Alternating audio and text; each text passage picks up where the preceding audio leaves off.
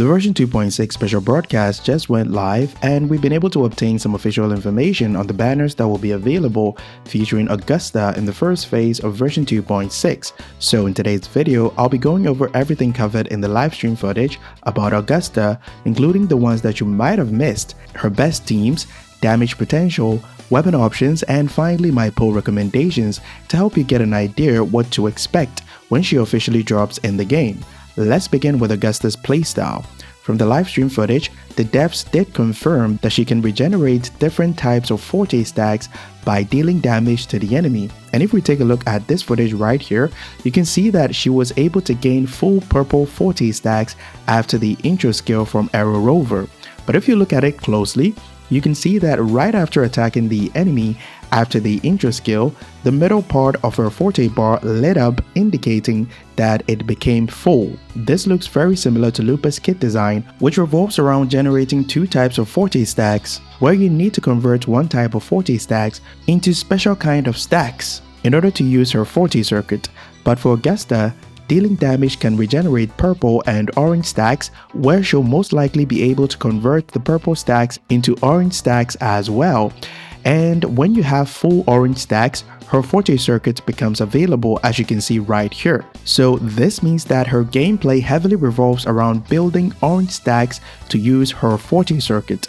Since we already have reliable information that her damage revolves around heavy attacks from Whimpering Waste, we can confidently assume that she'll be able to use heavy attacks to transform the purple stacks into the orange stacks in the middle part of her forte bar. The devs also confirmed that Augusta gains forte gauge when her teammates uses an outro skill. This part was a bit confusing to me, and I thought they were trying to say that she can regenerate purple stacks if you outro from another character to Augusta, just like this part of the footage that I've already mentioned. But it seems that that's not the case. If you take a look at her forte bar right here, you can see that the purple stacks sits on this orange bar right here, and we have two of them in this part of the footage. What this most likely mean is that if you intro to another character from Augusta, as it was shown in this footage, and you intro to another character on the team, Augusta will be able to obtain one of these orange forte bars, and you can now focus on regenerating orange stacks to use her forte circuit, which will also most likely give you an additional orange forte bar right here. This actually makes sense because the devs mentioned that under special conditions, she can use a different type of liberation, which is this one right here, where she continuously teleport and deal damage to enemies in a decent AoE. And that special condition must be related to gaining two of these orange forte bars. If my analysis of her gameplay is correct, she may come off as being a complicated character to play with, not because you always have to focus on building two types of forte stacks, but you also need to manage your resonance energy acquisition as well to use her normal liberation or ultimate, in addition to the special one right here every rotation if you want to increase your damage output. But just like every other complicated character in the game like Zani, it'll become easier the more you use them. Damage potential. To be able to get an idea what kind of damage output we should be expecting from Augusta, we first need to figure out her combat role. While the livestream footage did not mention whether she's a hybrid or a dedicated main damage dealer like Carlotta or Zani, the team that was showcased with Augusta, including Yuno and Arrow Rover, fits the traditional team building that all of us are used to. So Arrow Rover fulfills the healer role, Yuno fulfills the sub DPS buffer or hybrid due to her ability to provide damage bonus as it was confirmed in the livestream, and Augusta also fits the dedicated main damage dealer role since you need to spend more time on the field to set her up to deal damage. But do keep in mind that she can be a dedicated main damage dealer and still provide some form of buffing capabilities like Zani and Cartethia's outro skill that amplifies damage dealt by your teammate.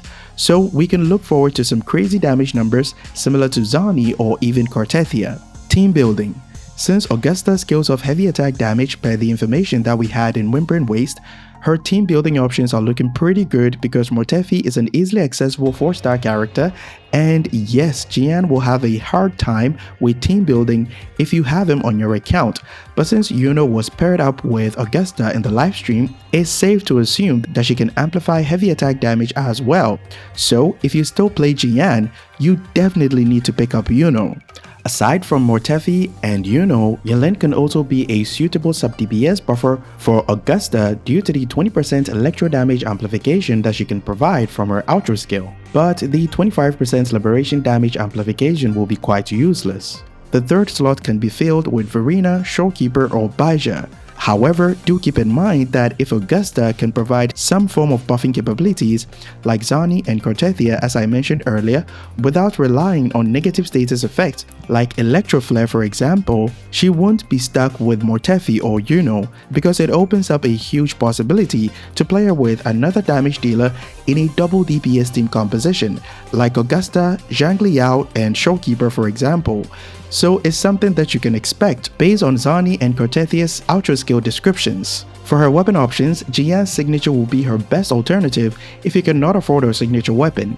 If you can manage to use her Forte Circuit after an intro skill, that means her Forte Circuit will benefit from the 24% heavy attack damage bonus, and then casting her Liberation will then give you all the 48% heavy attack damage bonus within the 14 seconds duration of the first stack, so it's a very decent weapon option. I'll go into detail regarding this weapon's synergy with Augusta when her official kit information becomes available. Second priority will be Aegis of Harvest or Jinxi's signature due to the crit rate substat, which will come in quite handy if Augusta has crit damage on her skill tree.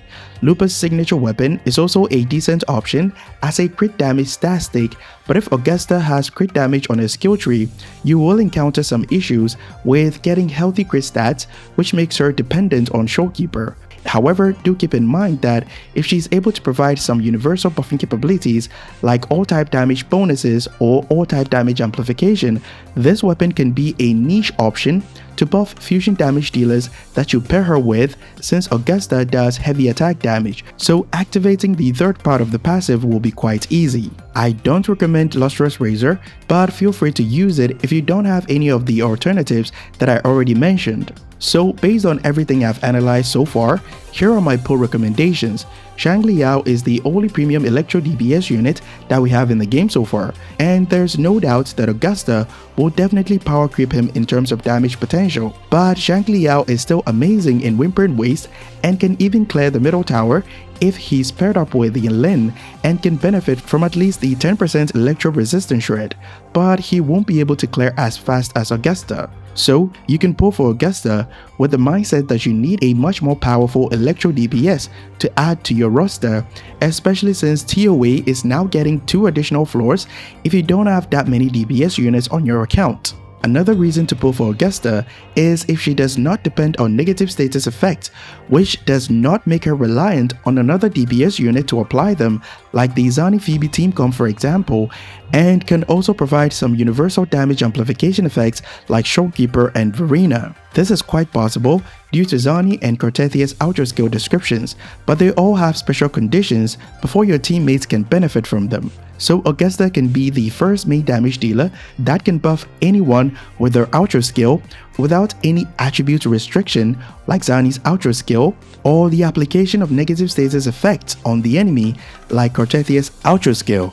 Team building can be quite difficult since you need to spend additional pools to get the best in slot sub DPS buffers, especially if you're a low spender, free to play or just started playing Wuthering Waves. So having a character that can fulfill the role of a main DPS and a double DPS teammate to pair with any other damage dealer can help you save pulls in the long run, so don't hesitate to pull if Augusta can provide some kind of universal buffing capabilities and you fall into the free-to-play or low spender category. That'll be all for my Augusta pull value breakdown. Hope this video provided value to you, and if it did, leave a like and subscribe to support the channel because it's free and you can always change your mind. Be sure to also join our Discord community if you're having any issues with the game or you just want a place to chill or hang out. The link will be in the pinned comment below. Catch you guys in the next one. Bye bye.